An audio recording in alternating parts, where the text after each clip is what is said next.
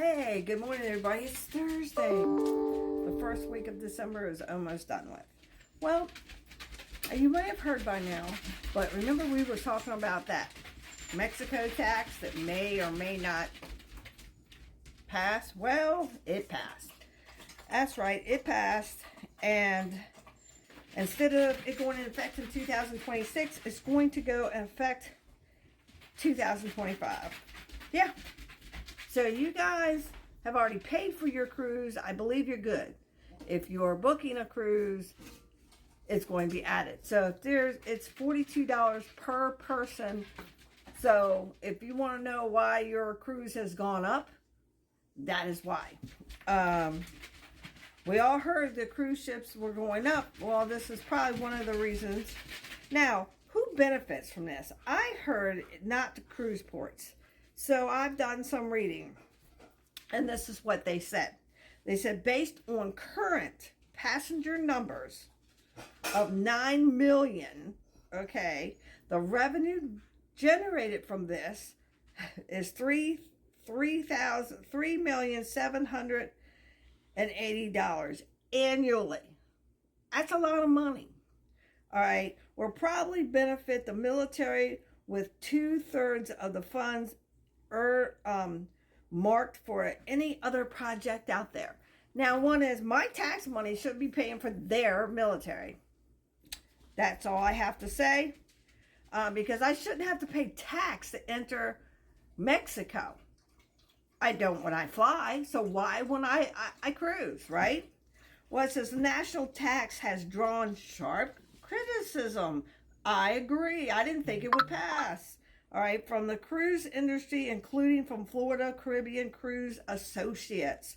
All right, the FCCA, which warned that the fees could mark Mexico port among the most expensive in the Caribbean. It could. And guess what? Ships won't be going there. That's what's going to happen. Now, I know my cruise in a few weeks, we're going to Cozumel and Cozumel. That's Mexico. Is paid for unless I get an email saying that I owe $42 for 1, 2, and 3. Well, I hope not. So, a lot of people say, "Oh, I'm not worried about it. I'll pay it." You want to pay it? No other port is charging us a tax port fee, and if they charge, do you not think the others won't follow? They will, and that's pretty sad.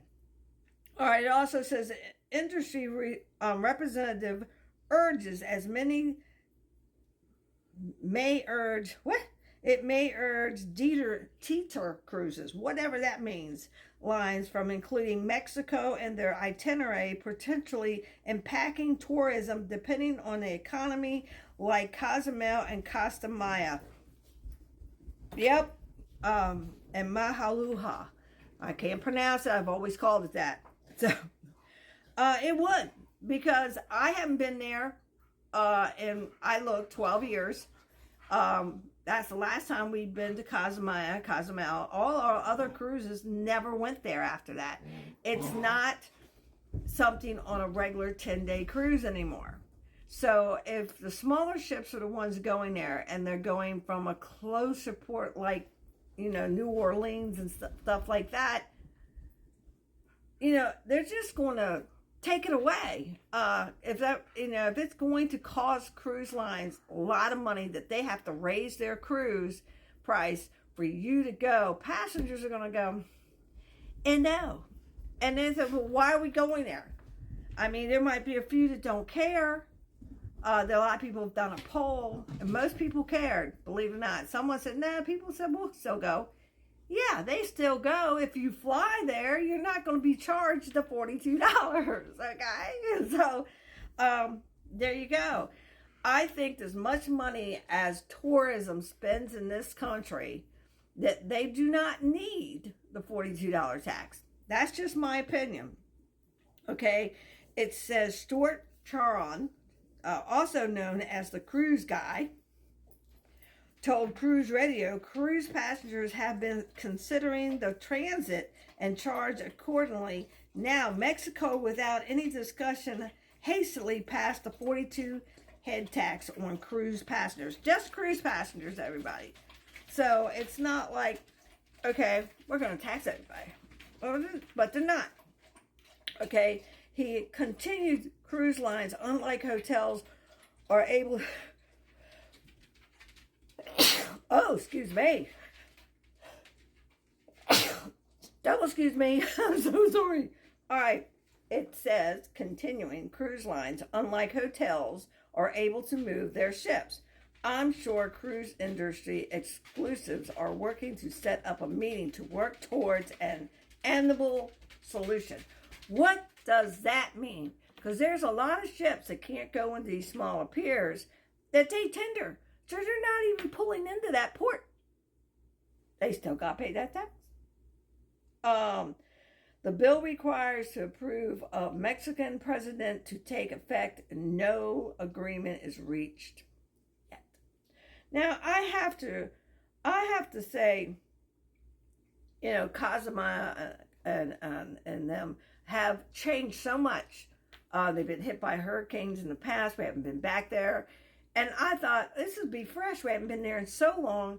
I really, really, really can't wait to go back. It might be my son's first time. He started cruising with us after the fact. And, you know, now he'll miss it. We thought, well, we're not probably ever come back here again if they apply that. Okay, so my husband says true, so I'm glad we're going now. And we are. So a lot of people are thinking the exact same thing. Believe me, I get Facebook, I get YouTubes. I really don't focus on that channel. But I have to honestly say that I do appreciate every comment you all give me, everything you ever say. Talk less, talk more, get to the point, whatever it is. I don't take it offensively because it's just me and I don't care. So, but this is all about my opinion.